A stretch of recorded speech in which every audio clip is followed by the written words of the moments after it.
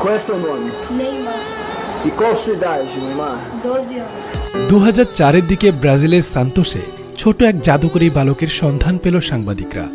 ইন্টারভিউতে বালকটিকে জিজ্ঞাসা করা হলো, এই বয়সে এতগুলো পুরস্কার পেয়েছ, প্রথম প্রাইজ মানি দিয়ে কি করবে? ছেলেটির সহজ সরল উত্তর, আমার পরিবারের জন্য খরচ করব, বাবা মাকে দেব।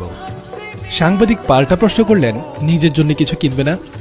লজ্জা সুরে মুচকি হেসে দিয়ে বলল, জানি না। ব্রাজিলের একদম সাধারণ ঘর থেকে উঠে আসা ছেলেটিকেই এখন ফুটবলের রাজপুত্র বলা হয়। কিভাবে ব্রাজিলের সাও পাওলোর সেই ছোট্ট শিশুটি আজকের বিখ্যাত ফুটবলার হলেন? নেইমারের জন্ম 1992 সালের 5 ফেব্রুয়ারি ব্রাজিলের সাও পাওলোতে। তার পুরো নাম Neymar da Silva Santos junior. বাবার নাম নেইমার সিনিয়র। তিনি ছেলেকে আদর করে জুনিনহো বা জুনিয়র বলে ডাকেন। বাবা নিজেও ছিলেন একজন ফুটবলার, কিন্তু সেভাবে বড় কিছুই করতে পারেনি।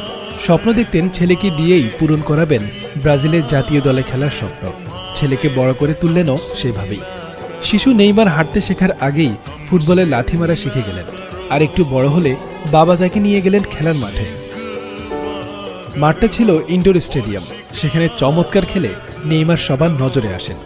সবাইকে পাশ কাটিয়ে বল পায়ে জাদুকরী দক্ষতায় মন্ত্রমুগ্ধ করে রাখতেন তিনি দর্শকদের। স্বপ্ন পূরণের পথে প্রথম সাফল্য আসে যখন মাত্র 11 বছর বয়সে ব্রাজিলের শীর্ষস্থানীয় ক্লাব সান্তোসের যুব দলে খেলার সুযোগ পান তিনি। 2009 সালে মাত্র 17 বছর বয়সে পেশাদারী ফুটবল ক্যারিয়ারের সূচনা ঘটে। সেই বছরই সেরা খেলোয়াড় হিসেবে অ্যাওয়ার্ড জিতে নেন তিনি। 2010 সালে ধূমকেতুর মতো উত্থান ঘটে নেইমারের।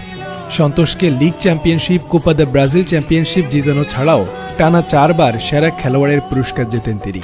2011 সালে সান্তোষকে 48 বছরের ভেতর প্রথমবারের মতো কোপা চ্যাম্পিয়নশিপ জেতানোর পথে নেইমার এমন একটি অসাধারণ গোল করেন, যেটি ফিফা বর্ষসেরা গোল হিসেবে মনোনীত করে।